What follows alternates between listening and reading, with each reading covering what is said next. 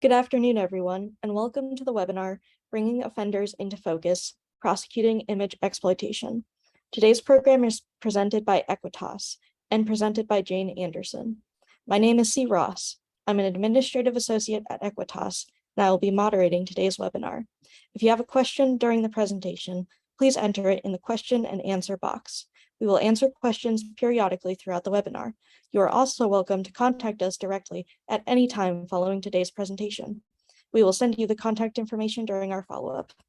Equitas's mission is to improve the quality of justice in sexual violence, intimate partner violence, stalking, and human trafficking cases by developing, evaluating, and refining prosecution practices that increase victim safety and offender accountability.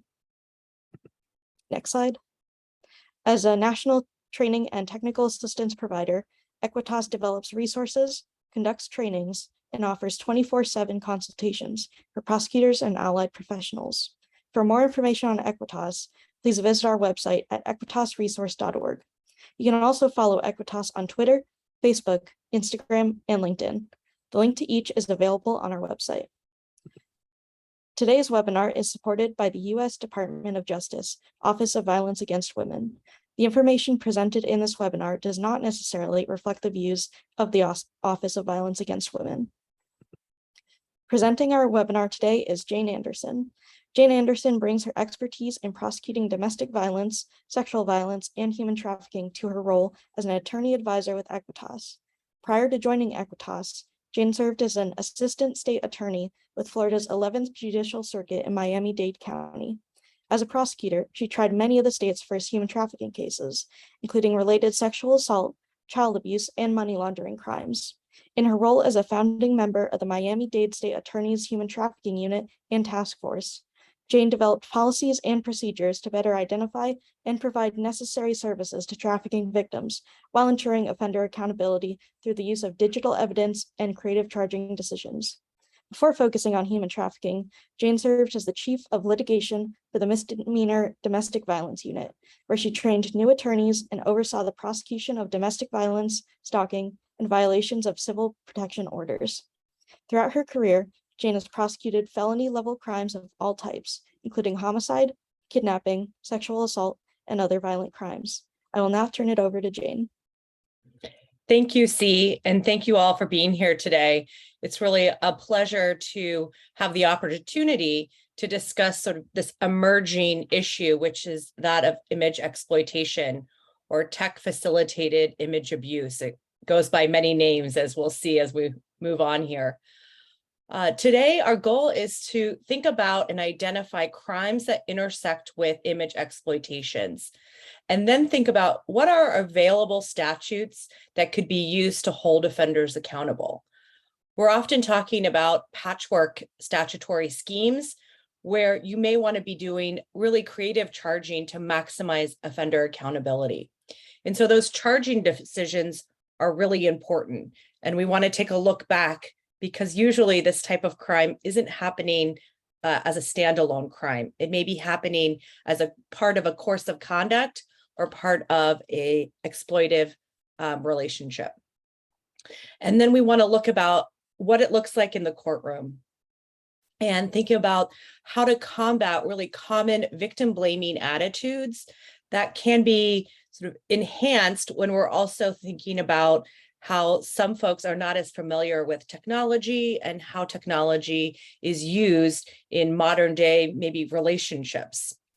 So thinking about how to articulate the real harm that is caused by offenders who are committing these crimes that are really incredible breaches of intimate trust. So what is image exploitation?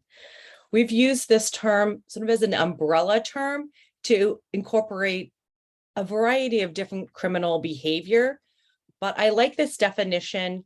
It cites two of the preeminent scholars on this work, which is Danielle Keith-Citron and Mary Ann Franks.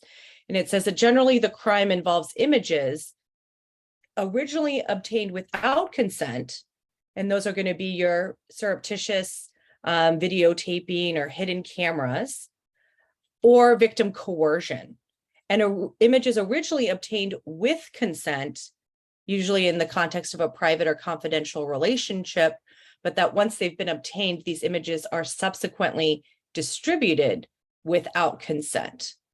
So taking that definition, we've created a bit of a visual where we're looking at image exploitation as either the non-consensual creation, possession, or distribution of an image or images, or recording of a victim in a state of being nude, semi-nude, engaged in consensual sexual activity, or being sexually assaulted.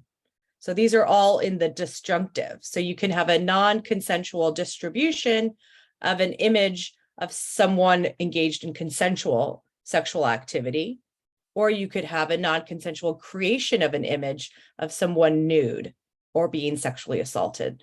So these are all in the disjunctive, but hopefully incorporate the variety of criminal behavior and exploitive behavior that we see offenders using, especially when we've got technology, images, and intimate partner relationships coinciding.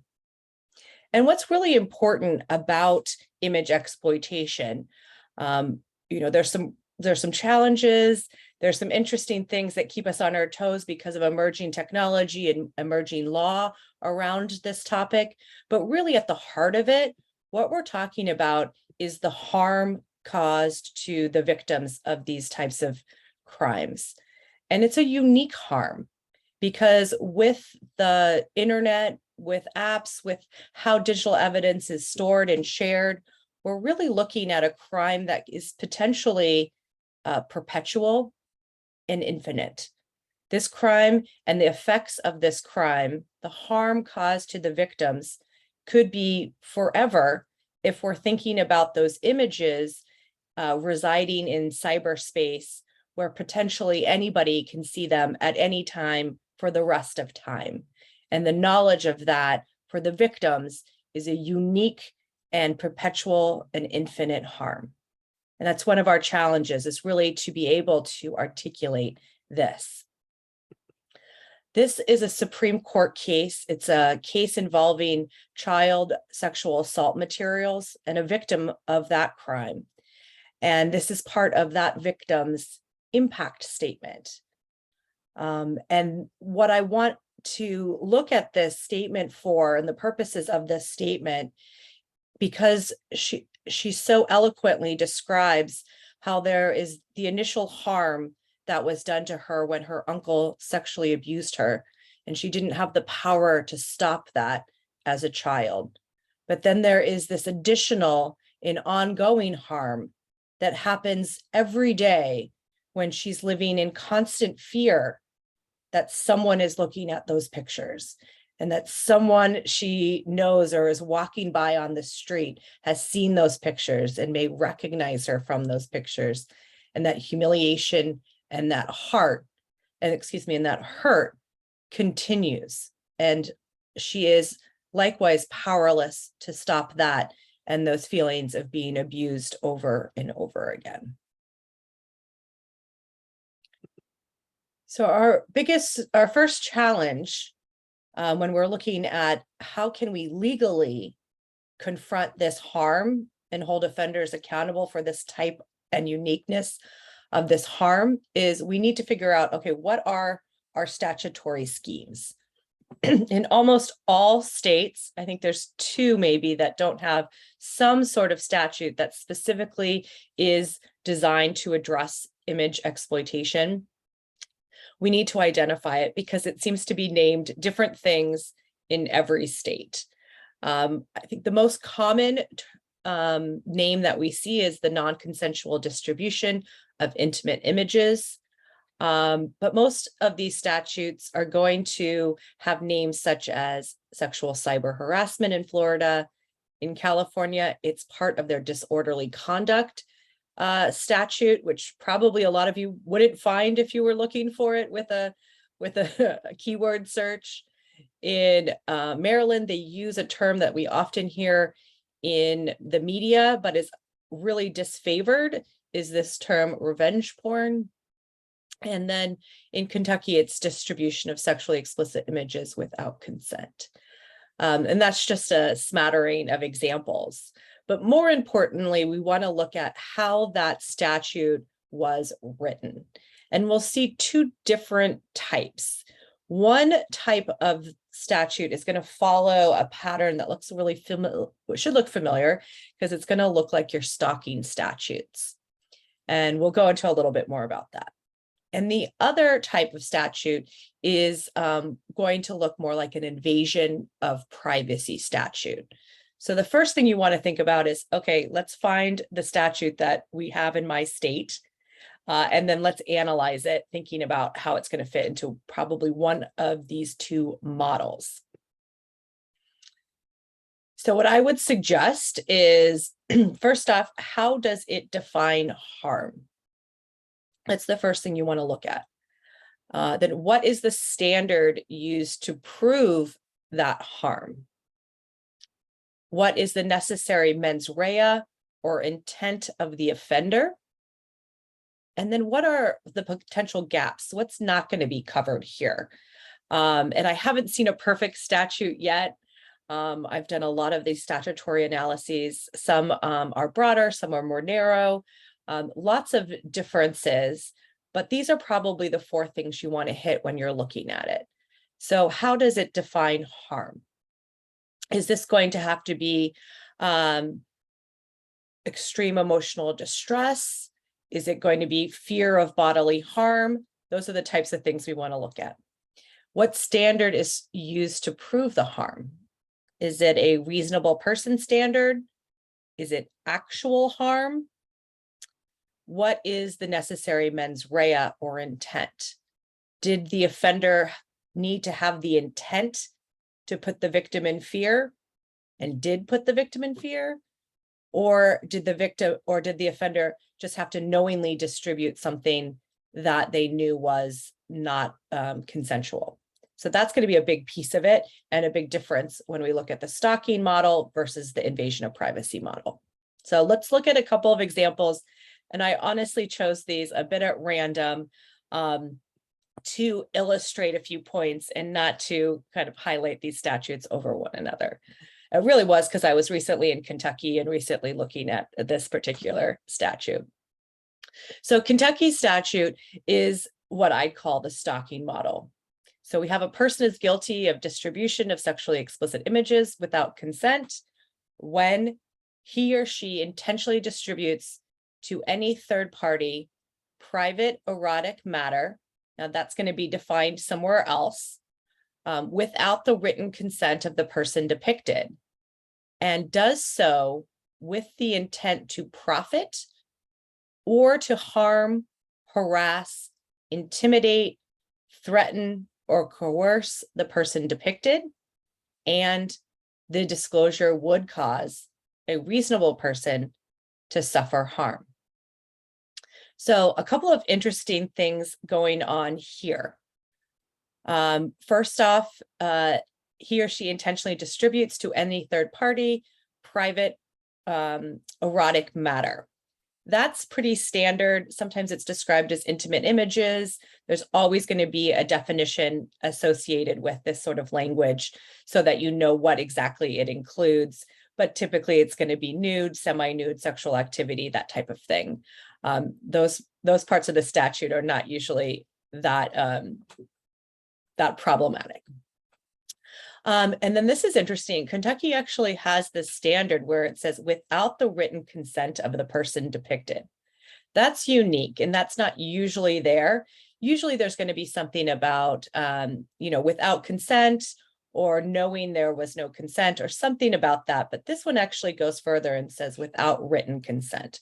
So that's pretty strong because it really makes it seem that there is this assumption that this material was not to be shared beyond the person who had the material, and does so with the intent. And so intent is a big piece of our stalking models and often where we see some gaps, but Kentucky has filled that gap. And I'd be interested if anyone in the chat, if it popped out to you, what is a little bit unique in this particular statute. So we have the language to harm, harass, intimidate, threaten, or coerce. Those types of those types of words and that type of harm is pretty common. And it looks a lot like your stalking cases, right? A stalking statute usually talks about, following or contacting with the intent to harm, put in fear, those types of things. Here we do have the additional terms of intimidate or coerce. So you could think about intimidate someone or coerce someone to do something. But the gap that they have closed the hole here is the gap of the profit, that there is specifically here that the defendant would be guilty of this if his sole intent was to profit. And that's in direct, I would say, in response to some early cases where defendants came to court and they said, hey, listen, I didn't mean to harm or harass this victim. In fact, I didn't know that she or he would even see this. I was putting it on a website with the sole purpose to profit. I was just there to make money. I didn't even know that, she or he or their family would ever find this. I was there to make money. And that in a lot of states is a totally valid defense to their image exploitation statutes that don't have this written in there. So I think that's one of the reasons why I wanted to highlight this statute, because it has, and I would guess it's probably responsive to some of those early cases that came out. So the defendant in this could have the intent to profit, or sort of more of this victim focused intent to harm, coerce, and intimidate. And then the disclosure would cause a reasonable person to suffer harm. So that's not actual harm, that's a reasonable person standard, which is also really important when we look at how we're going to prove this case, how we're going to articulate that harm to our jury, and kind of who put themselves often in the shoes of the reasonable person. So that's one of the models. And the second model I wanted to illustrate was out of Illinois. There's been some recent litigation about this statute, and it's been upheld. Spoiler alert, but this statute takes a little bit different of a stance on how we're going to address the image exploitation, and they want to do it under this sort of invasion of privacy model. That's what the statute is called. In here, we have a person commits non-consensual dissemination of private sexual images when he or she intentionally disseminates an image of another person who is at least 18 years old. And that's because otherwise it's going to fall into a category of child sexual abuse material, who is at least 18 years old and who is identifiable from the image itself or image displayed in connection with the image. So that can be, and often just is, that the person's face is shown, but it could be that somebody has some other things in the photo that make it obvious, or that the photo is posted along with some identifying information. Who is engaged in a sexual act, or whose intimate parts are exposed in whole or in part, and the person obtains the image under circumstances in which a reasonable person would know or understand that the image was to remain private, and knows or should have known that the person in the image has not consented to the dissemination. So what do we sort of immediately stands out here? Get a chatty chat here, but we don't have a harm element here. This statute does not talk about what is the harm caused to the victim. And that's because it's written in from this different lens, this invasion of privacy lens, which really says that the only thing at issue is, what did the defendant do? Did they obtain these images in which they knew this person had a reasonable expectation of privacy, that they knew this person did not give consent to have this photo disseminated, and they do it anyway? So it's a real offender-focused way to look at these crimes. And And we're really looking at the knowledge of the defendant and the reasonable expectation of privacy instead of what harm did they intend to cause. So like I mentioned, this was recently litigated in Illinois and upheld in 2019 in the People v. Austin case. And the constitutional arguments are sort of simplified here for you, which is the defense was arguing the statute was unconstitutional based on a free speech, that it was a content-based restriction of speech, and that it wasn't narrowly tailored enough to serve a compelling government interest. And the state argument, which was successful, was that the public distribution of truly private facts, intimate images, is not constitutionally protective. And it is also, the law was also narrowly tailored to serve a compelling government interest. And that was the winning argument, was that there is no compelling interest to distribute what is truly private facts about an individual, and that the law was written in a way that was tailored narrowly enough to overcome those First Amendment arguments. So those are your two statutory schemes. But of course, in this world of emerging digital evidence, we have emerging digital issues. And this is one of the emerging issues, and it's this idea of deep fakes. And this is a definition pulled from an article by Adam Dodge and Eric Johnstone, also doing really great and innovative work in this field. And they describe a deep fake as a video that is manipulated to misrepresent the victim's face or head on the body of another person. And the video appears to be the victim engaging in activity, or saying things that they would not do or say. So we may have seen some of these online. I've seen a few that made the rounds that were of politicians, and it looked like they were saying something probably, in contrast to what you would expect for them to say, but you can't really tell. These videos are so good. It really looks like this person is saying what it sounds like they're saying. Well, like a lot of emerging technology that can be misused and weaponized, the real fear here is that this type of evidence, or excuse me, this type of technology can be weaponized against women and girls and those that are without power and that are being exploited by others. So what you'll see is there could be like a pornographic video. And if someone has enough images of a person, and if they were in a relationship with them, they probably have, dozens of photographs of that person. This technology can make it look like this person, this head, this face is actually on the body that's engaging in this pornographic video activity. And some of our image exploitation laws don't take that into consideration. As you saw in those statutes, it requires that this be the person is identifiable, that it is their face. So often this type of crime does not fit our image exploitations crime because it is in fact not the victim's body. It is not the victim's actions that are happening. So there's been a handful of states that have addressed this, sort of added additional elements to their image exploitation statutes so that they can also address when photos and videos have been manipulated to make it seem like the person is engaging in this activity, even when they are not.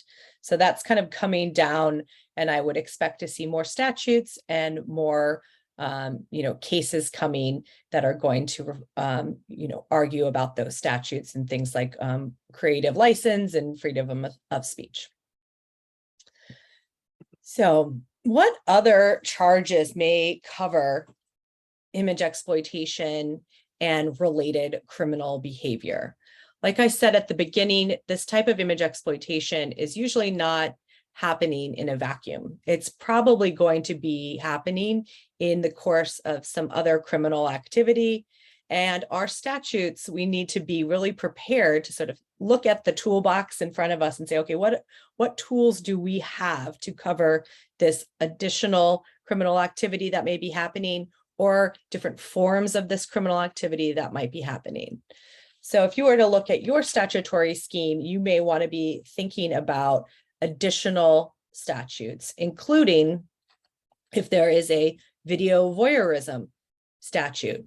They usually cover the creation of exploitive images, excuse me. So video voyeurism is usually going to be the secret camera in the bathroom or the secret camera even in a bedroom if it's hidden. So they can often be charged alongside your image exploitation statutes. And many of those video voyeurism statutes have also been recently amended to include crimes that have been able to be committed due to the emerging technology. So a great example is cameras have gotten so small that there was a spate of crimes called upskirting or down blousing, where videos and cameras were placed in places where they could sort of catch images up a woman's skirt while they were in public. So on a subway, on a escalator in a mall. And the video voyeurism statutes were initially only covered images that were taken if the victim was in a place where that victim had an expectation of privacy. So some early cases came out and they, the courts had to say, well, listen, she was on a subway. She was on a mall elevator. Obviously, she was in public. She didn't have a reasonable expectation of privacy because we were talking just about location. We weren't talking about privacy of one's bodily autonomy. So those statutes have been slowly rewritten, and most of them do now cover, this type of upskirting behavior. So other things you want to look at is extortion. You saw in that Kentucky statute, one of the intents of the defendant could be the intent to coerce or to intimidate. So if that is, that intent to have these photographs and then to coerce them to have sexual activity with them, or coerce them to provide additional photographs, or to coerce them or blackmail them, you want to be looking at, does this fall under my state's extortion or blackmail statutes? Theft, if we're stealing these photographs, if we're stealing money due to these photographs. Identity theft. Oftentimes, perpetrators of this type of crime are also going to be doing things like creating fake Facebook accounts or trying to hack into Facebook accounts, or using passwords that maybe they were provided in the course of a consensual relationship, and now they're overseeing that consent and they're still gaining access to somebody's private accounts. You might have some version of identity theft. That's sort of a secret one that people don't think about, but when anyone's using somebody's phone number, somebody's social media account, or even posting as if they were the victim, and these were their own photographs, you want to look at your identity theft statutes. Computer crimes, sometimes this seems like it's really high-tech sort of criminal behavior, like hacking, and you're thinking about, in the movies. And in fact, most computer crimes can be proven in a real low-tech standard, and it's just really exceeding your authority in somebody's computer or phone. And then your stalking and harassing statutes. These are really going to go hand in hand when there's any sort of course or conduct. So stalking usually requires, of course, the conduct. It's 2 or more acts that have those same elements of being harassing, putting somebody in fear. And so oftentimes you're going to see image exploitation and stalking go hand in hand, and you want to be prepared to charge both. One theory of charging is that stalking can incorporate a wide variety of criminal and non-criminal behavior, and then image exploitation can be charged sort of underneath that umbrella as discrete acts. Similar with harassment. Violation of protection orders, whether that's part of a criminal case or a civil case.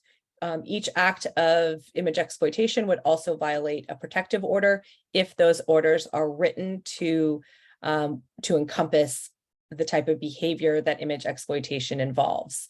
And so that's another thing you want to be thinking about if you're working with victims. and they're seeking criminal or civil protective orders, what is the language we're going to ask the judge to put into those orders so that we know this emerging technology and this emerging misuse of digital platforms can be covered by that protective order. And then finally, sexual assault itself.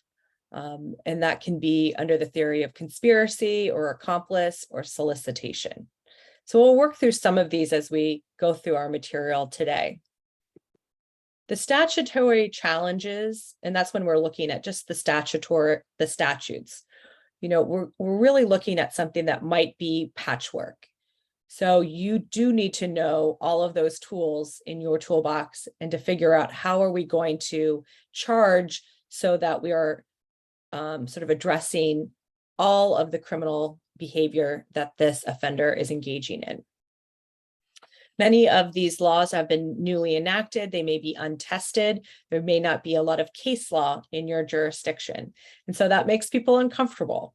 And so that's one of those things that I'd say, reach out to Equitas so that we can really walk through with you what are the elements according to the statute, maybe even work with you to develop jury instructions if those haven't been developed or tested yet. Most of the statutes are imperfect in some way, and that's because of emerging technology and the emerging way that offenders are misusing that technology. Every day there's something new. So for example, the upskirting, when those original video voyeurism statutes were enacted, nobody had thought about that. The deep fakes is another thing that is coming down sort of the pipe, and we're looking at, okay, do these statutes cover that? No. Do we rewrite that statute? Do we write another statute? So we're looking at an imperfect sort of statutory scheme, and then that's why we have to be creative. We also want to be very mindful of our constitutional protections, and so the statutes are intentionally narrowly tailored to address those concerns.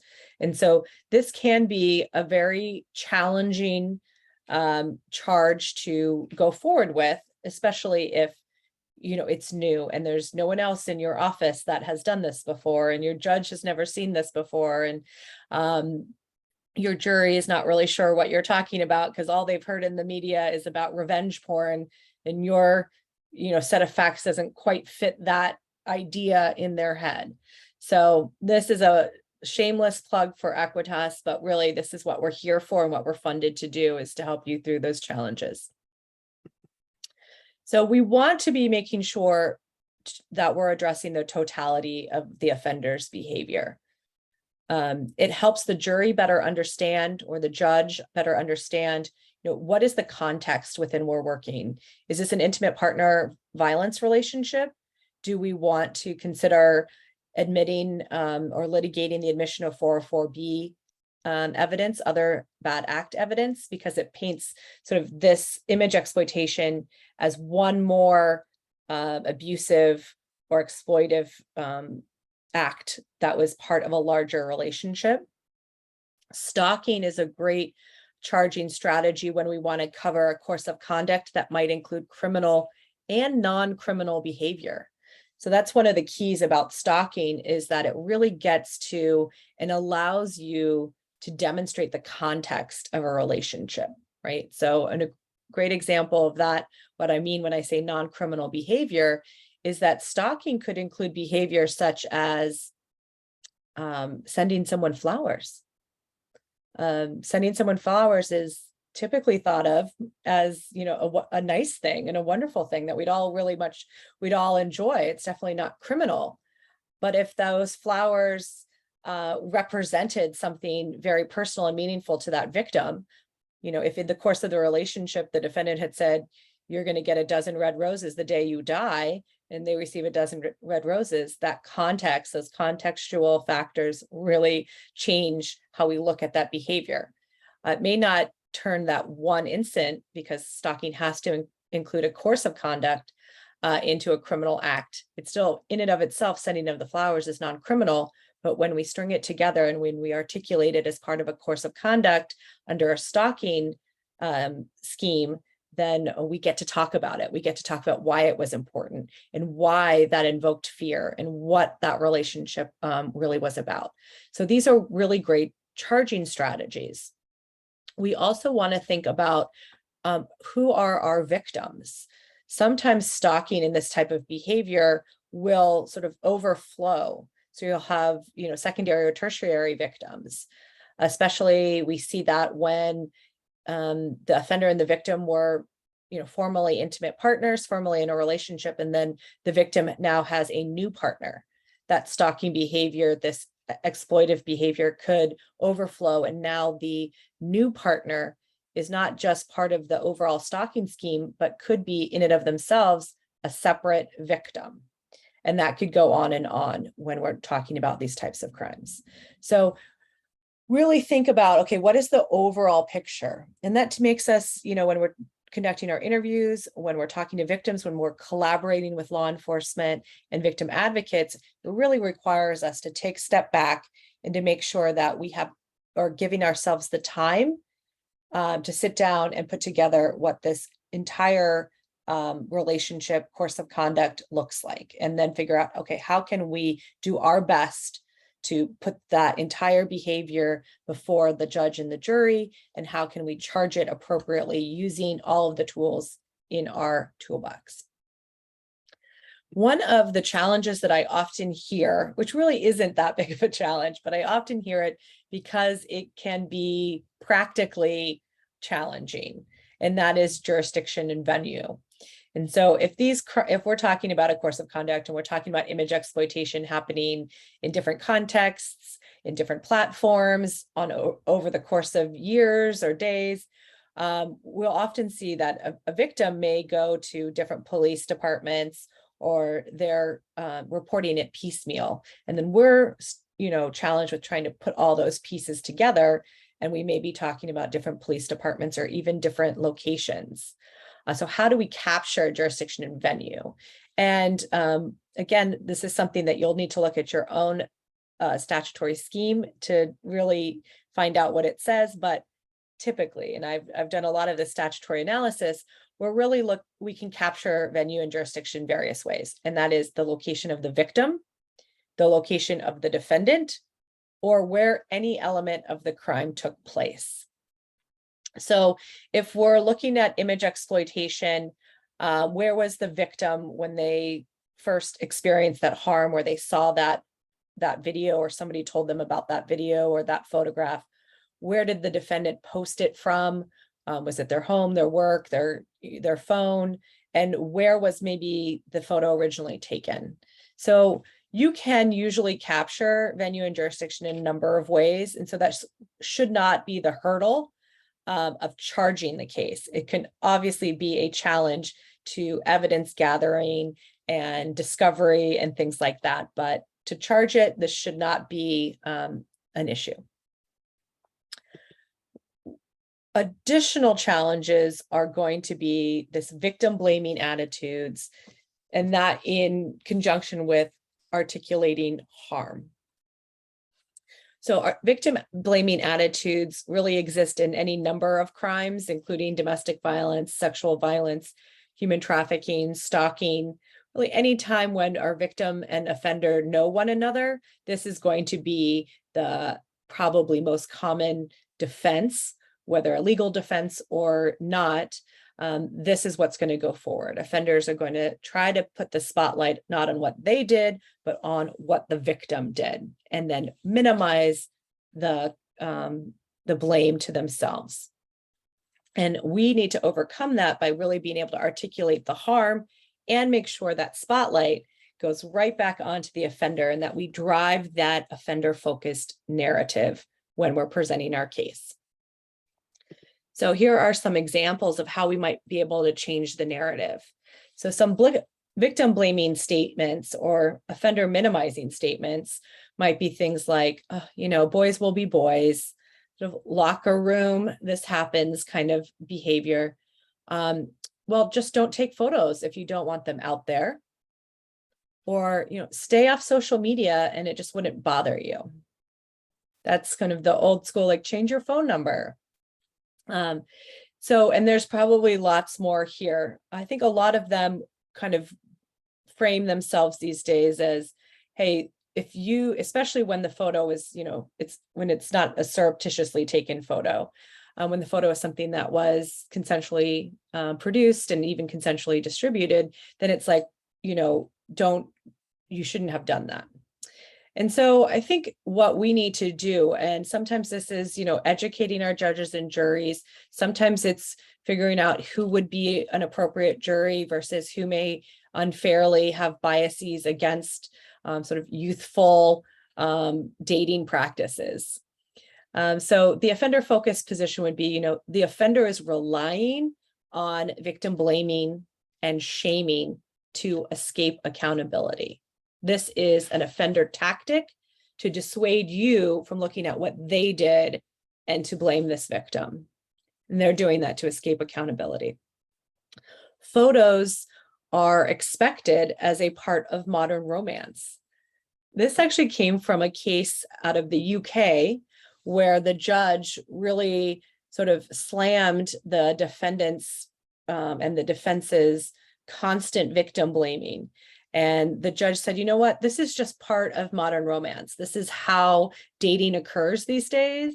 So it was a very modern judge who probably, was more familiar with modern dating practices. And I would say today, because of COVID, this is probably even more prevalent, that people are starting their dating relationships communicating via text, communicating via a dating app. And it's very common that this would be a natural way that a relationship progresses in the digital world. So that's a big one that you may have to overcome. But I think the reality of that is truthful. And especially if that's the facts of your case, you're going to need to deal with that head on. And then, as you probably heard me say, we don't want to blame the technology. Instead, we want to blame the offender. So we use language like the offender misused technology, the offender abused technology. And so because honestly, technology is wonderful, and victims have they currently rely on technology to have connections, to find and seek out help, to build communities where they can speak with other survivors. And so it's really not technology that's to blame, but we often, sometimes our first thought is, oh my gosh, I need to get off this app, or that app is bad. When in reality, it's just that somebody, and they'll always find a way, offenders will always find a way to misuse and exploit technology. And then finally, this idea of the ultimate betrayal of trust. And that's really what we're talking about here. We're talking about that in the course of a relationship, the victim felt that they were in a place and in a relationship and with a person that they could trust. And because of that trusted relationship, and because they felt that trust, they shared something intimate and something, an image that was intimate. And then this offender absolutely betrayed that trust by sharing that outside of their consent. And so that's really how we're trying to frame the offender's misuse and the offender's betrayal of trust. So on the other side of that coin, it's articulating harm, and how do we do that? And I just would challenge you to think outside of this emotional harm, and really think about that there could be physical repercussions from that emotional harm. If we think about trauma and how it affects our entire being, including our physical selves, our eating habits, our sleeping habits, all of that can have long-term physical repercussions as well. So you want to be thinking about asking questions about that. Financial harm and professional harm, those may go hand in hand if their photos have gotten to bosses and coworkers, or there's a fear that that's happened and they can't apply for a job because they know somebody's going to Google them as soon as that happens, and those images are going to show up. Relational, right? If this was the ultimate betrayal of trust, how difficult is it going to be to trust someone again? How is it going to affect relationships with future intimate partners? Also, family and friends. If these photos have been shared with you know, your mother or your father, what does that look like? And what is the harm caused by that? And social. So are you unable to live a full life because you can't be on social media and you can't use the internet and you're afraid to go out because, you know, you're afraid you're going to go to a bar and people are going to recognize you. So working with your victim service providers, working with your victim, your advocate, these are the types of questions you want to be asking so that you can present a trauma-informed direct examination, and that the victim is able to articulate these variety of harm that they caused as a result of the image exploitation. So the last challenge that we'll address with some amount of time here is the identification, the preservation, and how do we admit this digital evidence? We've got to find it, we've got to preserve it, and then how are we going to get it in front of the judge and jury? And these are not, you know, typically going to be high-level felony cases where you have all the resources in the world. So let's think about it realistically. How can we identify some of this evidence and put it forth? So digital evidence, it can be anywhere essentially these days. I start with computer, but I feel like that's probably the least likely place we find digital evidence these days. That's probably not true. But so with the computer, we're looking at our emails, our internet history, and we may also have some synced information. And that can be really important if down the line we're having trouble getting into a cell phone because of some software issues or some protection issues with our cell phones. But if those cell phones are synced on a regular basis, the cell phone may have synced to a computer, and you may be able to get information from the computer about the phone. The cell phone, obviously we've got text messages and photographs, key in these investigations, and then we'll also have these third-party applications. And those are going to be basically every app on your phone is sort of, think of that as a separate thing that you're going to have to search. So if you've got a Facebook app on your phone, you're not getting that information through the phone. You're going to have to do a separate search through Facebook. And that brings us to our social media. And within social media, we have our online posts, we have our friends, we have our photos, our memes, our comments, all of that. And then thinking about the other devices, and this is the world that's probably really, you know, continuing to grow, which is our GPS, maybe a fitness tracker, or any Wi-Fi enabled device. So always thinking about how evidence may exist in those as well. And then related evidence that's sort of outside of these schemes are an email account. Now, yes, your emails might be on your phone, your emails might be on your computer, but the account is going to be held by, for example, Gmail. So that might be a secondary search there. Your app store records. So if whether you're on, you know, an Android device or an iPhone, you've got your app store, and that might be where an offender has purchased some specific software, some specific app that has allowed them to maybe spoof a phone number or things like that. Phone records, old school phone records, just be careful. Now we're making, without even us really knowing it, a lot of our cell phone calls are actually not using the cellular networks. They're using Wi-Fi. So they're Wi-Fi calls. We don't even know the difference when it's happening. And so we've come up across some cases where they're saying, well, my phone shows I made these calls, but when I got my actual records from my phone provider, AT&T or T-Mobile or whatever, that phone call doesn't show up on those records. And that's most likely because the call was using Wi-Fi. Rideshare records, that's from your Uber, your Lyft, financial records. Those always can kind of lead us back to different places. So in combination with an app store and a financial record, you may be able to prove that the offender has purchased some stalking or spyware or similar type of app. And then IP addresses, and those are, can lead us to where somebody was or what network they were on when they posted something. And so all of these in and of themselves are going to be an additional layer of digital evidence. And we have a lot of resources to help you kind of sort through all of that. But you've got to be aware of, it's usually not some silver bullet and I can just Google Facebook and then I'm going to know, I'm going to, send Facebook a subpoena and have all the information I need. You're probably going to have to kind of do an entire investigation that's going to include some or all of these additional forms of evidence. So what are our tools to seize digital evidence? Consent, obviously, it's voluntarily given, and they have the authority to give it, and we're working within that consent. We can seize digital evidence that way. Oftentimes, that's what we're doing when we get information from our victim. And then we have subpoenas, limited information there, but really important. We can get subscriber information, transactional information, and IP addresses. So if we are looking at, who posted something, that IP address may be the key to it, and we can get that with a subpoena. Court orders, a higher level of protection. We're going to need that to get any location data. And that's kind of an emerging piece of law right there in and of itself.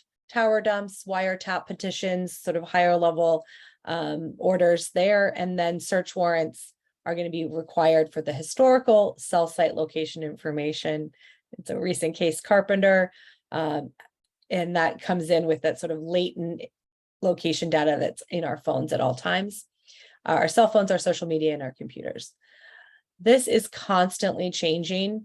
And so check your local law and how it applies to the crimes that you're investigating.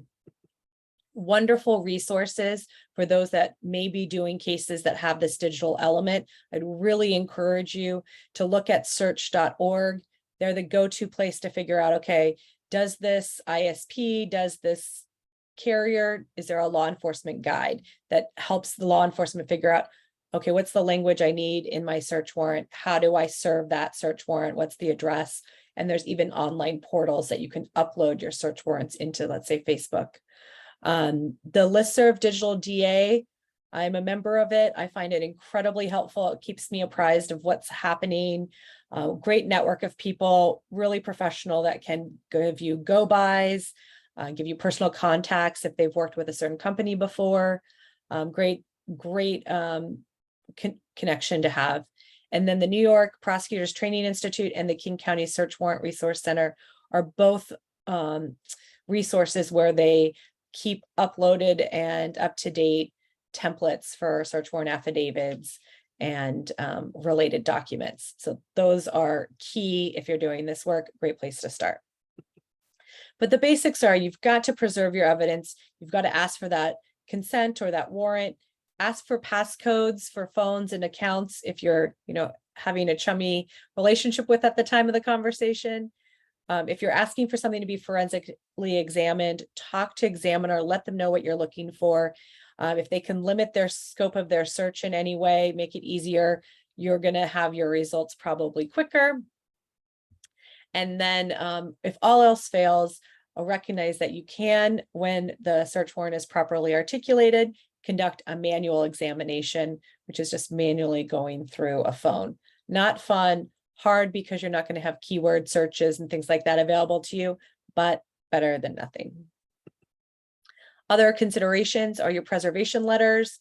That's when you send a letter to Facebook saying, hey, I'm going to follow up with a search warrant, but in the meantime, don't take anything down from this account. Preserve this account. I'm going to follow up. You usually have 60 to 90 days to do that. Sometimes it can be extended, and they should be complying with that preservation letter.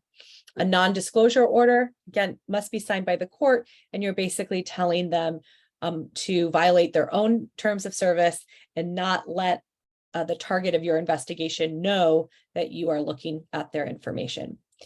I know you all sign those really in-depth terms of service when you sign up for a new account somewhere, but in there it usually says, hey, user, if the government comes looking for anything about your account, we'll let you know. And so this non-disclosure order basically tells the provider, hey, violate your own terms of service and do not disclose our search of this account. Consent to assume an online presence, an ongoing investigation that can be really helpful so that law enforcement can legally take over a victim's account and keep any maybe ongoing communication going in an undercover capacity. And then secondary searches and taint teams. This is a bit of an emerging issue that I feel is really coming down the line, and we should be paying attention to when we write out our search warrants and we write out how we're going to actually conduct the search. So secondary searches and taint teams come out of some case law that's really historically, it's when there is a lot voluminous information located somewhere, and the search warrant only allows maybe the search and seizure of one document. So a great example would be, you've got a search warrant, I'm looking for one contract, one business contract, and I have to go through all of these files, all of this filing cabinets to find this one contract. Well, because of the rule of plain doctrine, you don't want to give permission someone to basically look through every single filing cabinet and take everything when they only really have permission to find this one contract. So the same idea comes with voluminous electronics. So with the filing cabinet situation, what normally happens is that the person that's looking through the filing cabinet, that's executing this search warrant, is not one of the investigators on the case. They're sort of this neutral party. They've been provided with only the information from the search warrant, and they've basically been tasked with, you go through those filing cabinets and you pull out only this thing, and then you bring that in. And you don't, because you're not the investigator on the case, you're not really looking at anything other than what is determined on that search warrant. So similarly, we often write search warrants and say, okay, we're looking for A, B, and C in this phone, or A, B, and C in this Facebook account. But the way that we get that information is we get everything. When we ask Facebook and we serve the search warrant, Facebook's not doing that secondary search. They're giving us the entire account. And then we're tasked with going through and finding what we're actually looking for. Similarly with a phone, the forensic examination of a phone is really a phone dump. And that's why we call it that. You're getting everything on that phone for the most part when you're searching a phone. And you only have permission to find A, B, and C. So the emerging issue is, do we need to make sure that when we're looking at that type of evidence, we have a taint team in place or a process to do a secondary search where sort of almost like a neutral party or a non-investigatorily involved party is then fishing out and going through the phone, the Facebook, and looking for and pulling out only A, B, and C. So this is a taint team. This is what it's talking about. It's not universally in practice these days. I'm seeing some emerging issues about this. So there's some ways that you can write your search warrant to address the sort of secondary search that might be necessary to keep you within the constitutional law of search and seizure. So kind of diverted there for a second. We'll get back to our cell phones. So these are an example of all the different things you can find in a cell phone. You're very familiar probably as you're sitting there with your cell phone next to you right now, but just don't overlook the importance of any of these pieces of your cell phone. One of the defenses might be that that's not my cell phone, or other people have access to that cell phone. I'm not the only one that could have posted those photos from that cell phone. So proving ownership of the cell phone and proving sole ownership and control of that cell phone might be really important. And so ironically, your calendar might have a lot of information on it. If the only stuff on the calendar relates to our offender and never anybody else, well, then maybe it is just the offender's cell phone and maybe they're the only ones using it. Similarly with your chats and your email and things like that. So what about locked cell phones? This is an issue that comes up quite a bit when we're trying to get into an offender's cell phone. We may not have the up-to-date technology, or the cell phone is sort of has a higher level of security than we're able to get into. So there are a couple of things that might be of use. One is, will your court actually issue a court order requiring the offender to provide their passcode, to provide a thumbprint or facial recognition? That usually has to happen, if the courts will do it at all, in a very short time frame, because things like your thumbprint and your facial recognition, those will stop working on your phone after a couple of hours of not being used. And that's similar to what we call a body warrant, where at the time of the search warrant, you actually ask the court to also give you permission to have the offender unlock the phone with their thumbprint or facial recognition. It normally needs to happen within 4 to 48 hours. There's a guidebook here to let you know more about the iPhone and how that works. But that is a possibility to get into the phone that way. And then also a search warrant for the linked cloud account. And that can be a way to get that information. I mentioned the synced computer as well, but the iCloud account is another way to get a lot of the information from a cell phone without actually getting into the cell phone itself. So when it comes to the court orders, there's a split in the courts right now. It's an issue that's going to go up to the Supreme Court, no doubt, in the next couple of years. I have in here some demonstrative cases out of Florida where there's a current split in the circuit. So the arguments usually fall into one of two categories: the orders to comply. So the arguments for are that, hey, this is non-testimonial, this is a this is a facial recognition, or this is a thumbprint, or this is a passcode. That's not testimonial. And subjects are otherwise required to provide fingerprints, blood samples, handwriting samples. This is really nothing more than that. The arguments against say that it's incriminatory. The face, the password, the thumbprint, all of it can incriminate an offender because it establishes that that offender had control over that phone, that they could set up the password, and that this is in fact their phone. Now, a good argument for the prosecution is, hey, we already know that the suspect had control over the phone. We already know they set up this password, so this is no new information. And that's what we see in the State v. Stahl case. This is a video voyeurism case, so about image exploitation, and the court compelled the defendant to provide the passcode for the cell phone. We found that it was non-testimonial. And one of the points they looked to is that the state had already established that there was a passcode and the defendant possessed that passcode. So that last prong of the argument against was sort of nullified here. And the court did order that the defendant reveal their passcode. I believe that the defendant eventually, after all of this litigation, refused. If I'm remembering correctly, there was a motion for contempt. And the defendant basically said, I don't remember my passcode at this time. I couldn't tell you if I tried. And the court accepted that. So it was not ultimately held in contempt, but established this case law anyway in Florida. Now, of course, the other case in Florida sort of took the other route. And there's some, you can look at the type of case here and the importance of the evidence that was contained in the cell phone. I think that makes a difference when we look at how these courts fell on the issue. This was a juvenile case, and the court quashed an order to compel the iPhone passcode from a minor that was involved in a deadly car crash.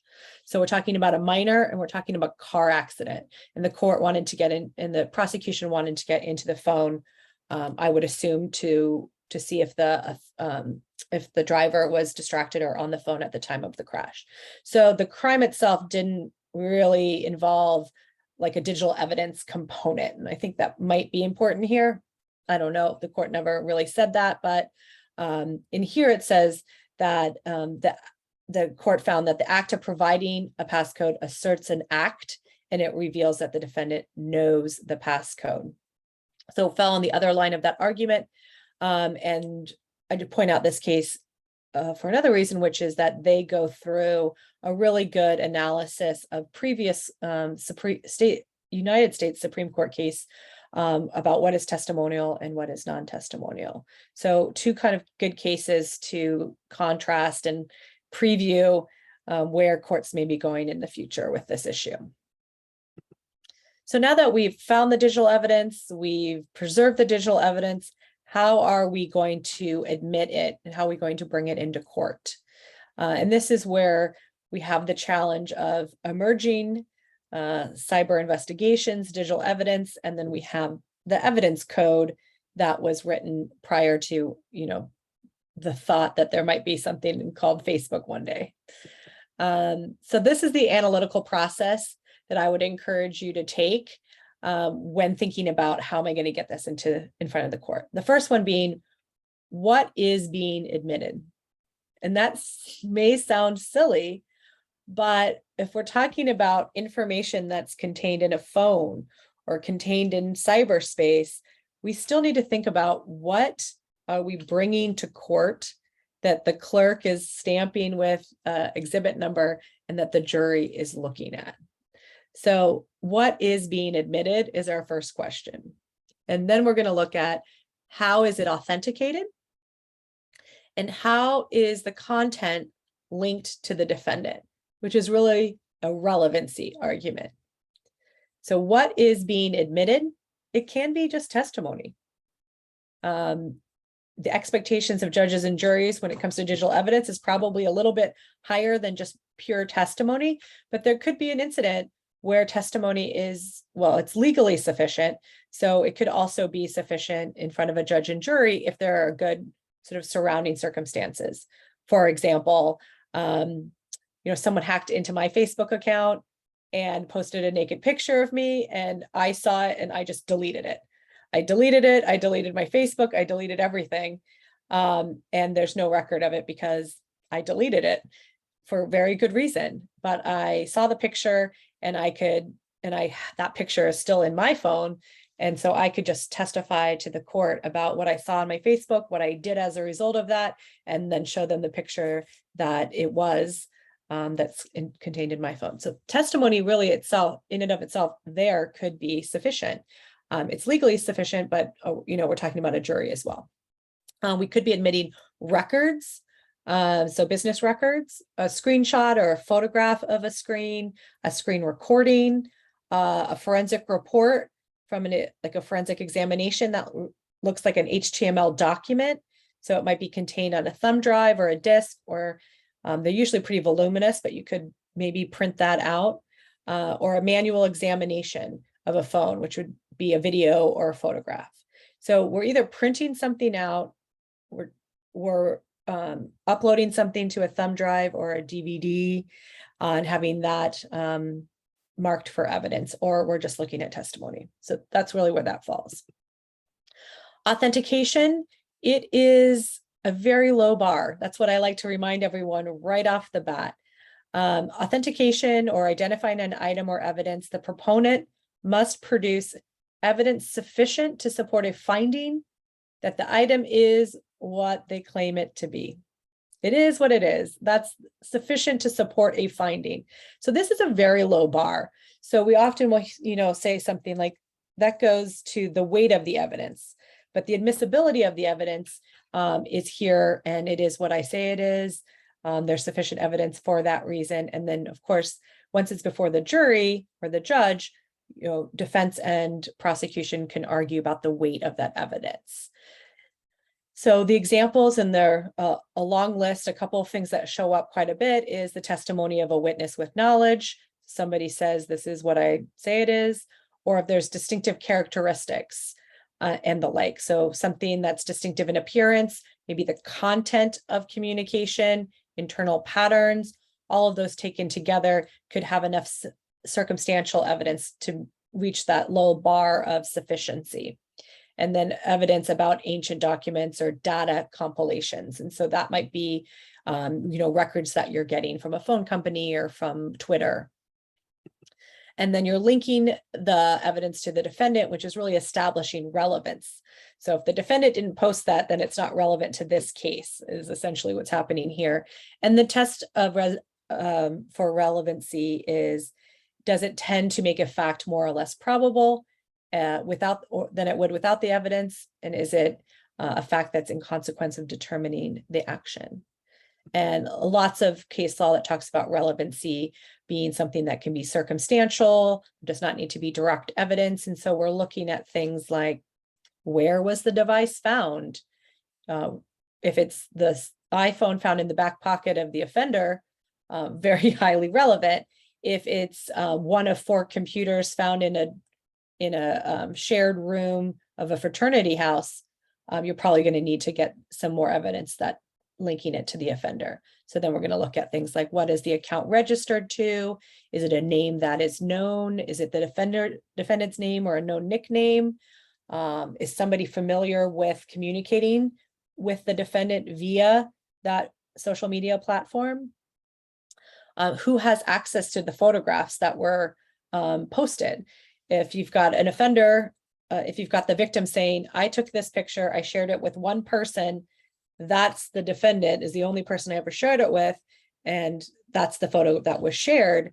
Yes, the defendant could make an argument that, the victim shared it with others or someone hacked their account, but that goes to the weight of the evidence and not the admissibility. And are there words or phrases that are commonly used by the offender in maybe correspondence or something related to the image exploitation? So we've got a couple of examples I thought we'd walk through and sort of see how this plays out. So in this first case example, Alex is charged with stalking after repeatedly tweeting threatening messages to Brenda. The threats indicate that Alex will post naked photos of Brenda if she doesn't have sex with him. Brenda showed law enforcement screenshots of some of the tweets. A search warrant was conducted for Alex and Brenda's Twitter accounts, but not all of the tweets were included in those results. So we have the screenshots of the tweets, and we have the results from a search warrant issued to Twitter. But first off, I want to ask this threat. The threats indicate that Alex will post naked photos of Brenda if she does not have sex with him. What charges might you be able to charge here? So we should be thinking about that toolbox, and does this amount to, coercion under Kentucky statute? Is this extortion, sometimes referred to as sextortion, blackmail? So you may be wanting to look at your extortion statute, and it's going to depend, of course, because that's how the law works. It depends on what your statute looks like. So I have a couple of examples here. In Nebraska, I'm looking at their extortion statute, and it specifically says that a person commits theft if he or she obtains property, and this is theft under the theory of extortion, if they obtain money or other thing of value by threatening to, and they specifically say, distribute or otherwise make public an image or video of a person's intimate area or a person engaged in sexually explicit conduct without the person's consent. So Nebraska has it written into their theft statute. And California similarly has an extortion statute. It says extortion is the obtaining of property or other consideration from another with his or her consent. For purposes of this chapter, consideration means anything of value, including sexual conduct or an image of an intimate body part. So these statutes both address this idea of sextortion. However, you'll find a lot of other statutes that really are not going to define consideration or a thing of value as sexual conduct. And that's a hard argument to make if it's not written into your statute. So just wanted to point out those two statutes and that sort of statutory scheme. So you can look at that from your own state as well. So what are we trying to admit? How are we going to authenticate it? How are you going to link the evidence to the offender? In this case, what are you trying to admit? So we've got Brenda showing us screenshots. And so those are we can print those out. They're going to look like photographs, most likely. And that's what we're going to mark as evidence. We also got search warrant results from Twitter. So depending on how voluminous those records are, you can print those out, or you can put them on a thumb drive, and you can mark those for evidence. So that's physically what we're going to try to admit. How are you going to authenticate it? So when it comes to the screenshots, you really can do this in the same way you would a photograph. And so you can ask Brenda, looking at these screenshots, are these fair and accurate representations of the tweets that you saw that day? Now, you may have to do an additional hearsay analysis of the content of the communication or the content of the tweets, but most likely it's the offender's own statements, and so it's non-hearsay. So Brenda can authenticate those the same way you would a photograph. With the records from Twitter, those will probably come alongside with a business records affidavit from Twitter saying these were electronically, they're not manipulated, regular course of business, and here they are. You're going to need to provide that to the defense in advance, so that if the defense has any issue, they can put forward an objection. Otherwise, those records are going to come in through that record, business record exception. If your state doesn't have that, then you may need to get a representative from Twitter to come and talk about that, but that's really the minority. So that's the authentication. And then it's how are you going to link the evidence to the offender? So then we're going to be thinking about, okay, whose account is this? Is this something that Brenda and Alex are regularly communicating? Were they communicating that during maybe a consensual relationship? This account is known. What's the name on the account? What's the IP address that account goes back to? All of those types of things. A couple of great case law. This great case I wanted to point out because it talks about the issue where, Brenda's got these screenshots and they don't actually match up exactly with the records from Twitter.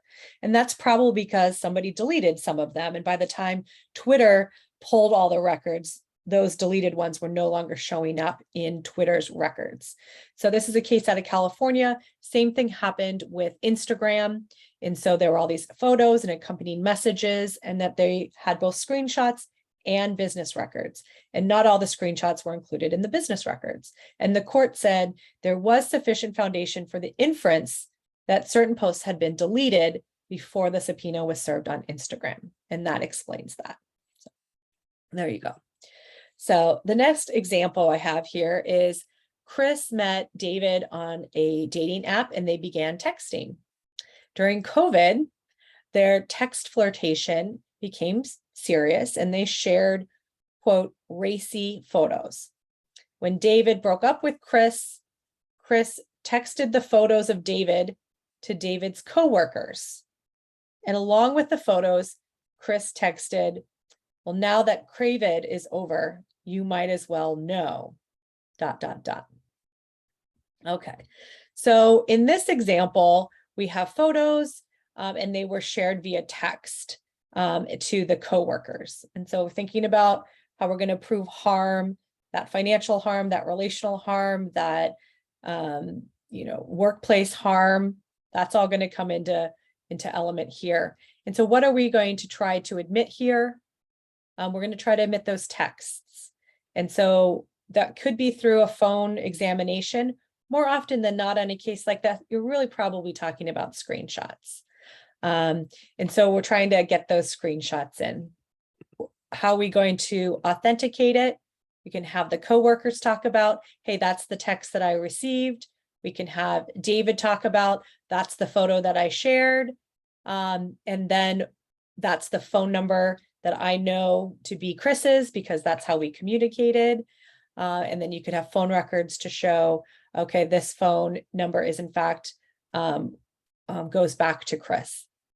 So there's lots of ways to do this, but the one I wanted to point out here is that linking through the content of communication. And so that joke about, Chris and David were cravid, we mash up the names to form a relationship name, another part of modern romance. So that is pretty unique and specific. And so that content of communication in and of itself can really go a long way to say, that's Chris, because who else really would use that terminology? So this is a case out of Georgia where there were screenshots of text messages. They were properly authenticated and admitted through this fair and accurate representation language that we do with photographs. And then the court also said, these phone numbers are matching up as well. So this was properly admitted. These screenshots. Also out of Georgia is a case where they're talking about authentication.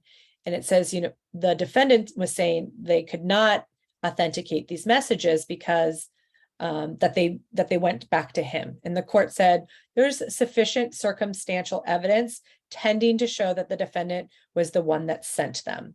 And it specifically says the sender of the outgoing text messages self-identified himself as Wu and Darius. And multiple witnesses were able to say, we know this defendant as Wu. This is a common nickname that is the defendant's. And so that language contained within the text messages and those nicknames can be important to identify the offender. And this is a case out of the Fifth Circuit. I just like to put it in here because it just goes on to say that authentication is not a burdensome standard, and that testimony by a witness with knowledge alone, that testimony alone can be enough to prove authenticity. And that ultimately the responsibility falls with the jury to determine what they're going to believe. So I have one other case example, and this is involving a sexual assault. So in this case, a sexual assault was reported to the police after a witness saw a video of the assault online and recognized that the victim appeared to be unconscious. The investigation revealed that Elliot and Frank committed the assault and that the video was taken by George. And George then shared the video with Elliot and Frank, the offenders of the sexual assault, and then Frank posted the video to a group chat. So we saw kind of a spate of this type of case a couple of years ago, where there was a real challenge of who do we charge? George, really looking at the evidence in the most favorable light to George, all that George did was videotape this, and that in of itself is not illegal. He did not sexually assault the unconscious victim. And that was done by Frank and Elliot. So what happens now when George takes that video and shares it, and then it's posted, and what kind of criminal liability might George have at this point? So who do we charge? Can we charge George as an accomplice to the sexual assault? And this is just sort of challenging us to think about how we might articulate that George was filming this maybe as a trophy, and then provided that trophy to Frank and Elliot. And then Frank and Elliot went and distributed it. Is George responsible for any part of that sexual assault as an accomplice? You could make that argument. Or are we going to be looking at these image exploitive crimes and try to articulate that this was created without the consent, obviously, of the victim, and that it was shared without the consent, and then it was posted even further? So those are types of things we want to be thinking about. And so before we leave this world of image exploitation, I do want to focus on how we can safeguard a victim's privacy, the privacy that's already been invaded and this harm that they've already felt. How can we ethically then protect their and safeguard that privacy in a digital world? We have a webinar that's dedicated to this topic, but I wanted to just point out that we have to put it upon ourselves to, within the structures of our ethical responsibilities, Brady, due process, discovery, we should also be always cognizant of our victims' rights and how we can uphold them in this process. So Riley v. California, which was the seminal case in 2014 that basically said, you know what, cell phones, the amount of data they have, the amount of interconnectivity of that data, the storage, all of that is so entrenched in all of our lives. At the time, over 90% of Americans had these cell phones. I would say probably a higher number today, but there's all these interrelated privacy consequences. Now, of course, the court talked about this in relation to the defendant's expectation of privacy of their phone, but I think we can also make these same arguments when we're talking about the privacy rights of the victims that we are serving. So we'll often see motions to compel where the defense is trying to get a hold of the victim's cell phone or the victim's social media.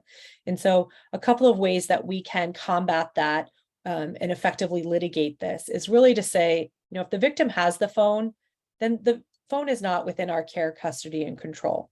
Perhaps we took a couple of screenshots of that phone.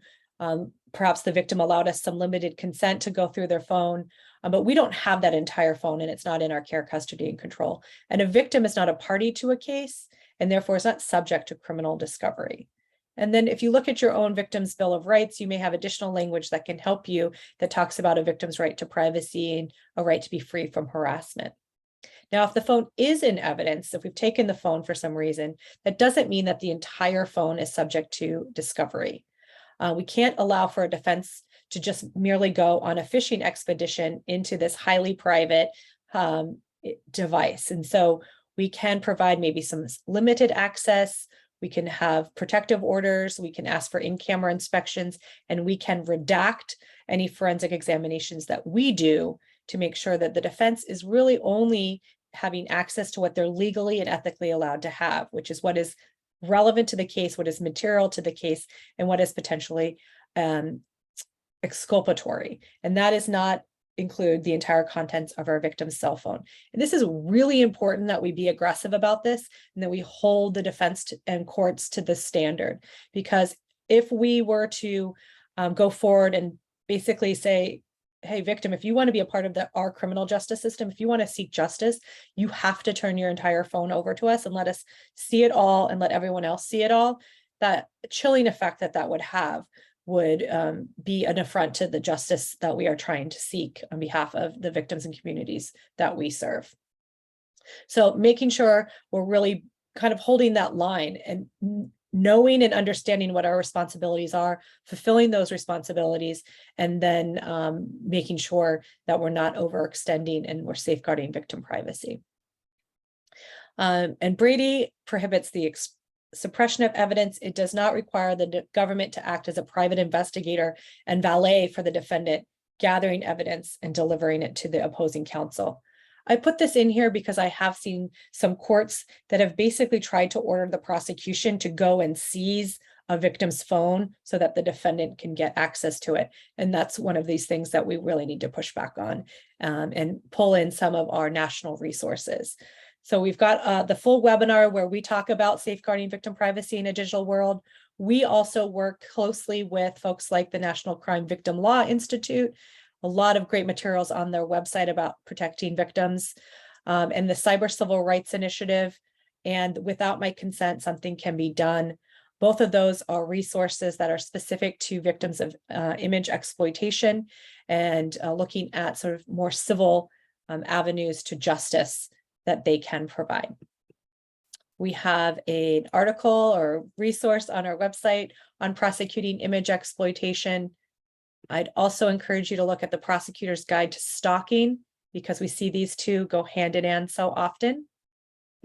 And going forward, first and foremost, check out your statutory scheme, not only on image exploitation, but also those sort of toolbox statutes that we mentioned. Really analyze how they fit into one another and how they can be used to hold offenders accountable.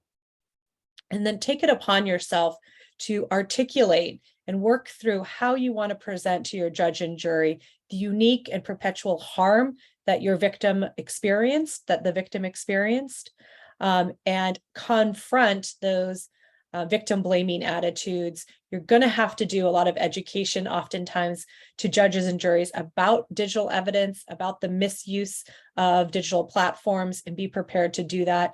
Reach out to any of these resources for help, including us at Equitas. We're funded to do that for you and to be here for you. So this is my contact information.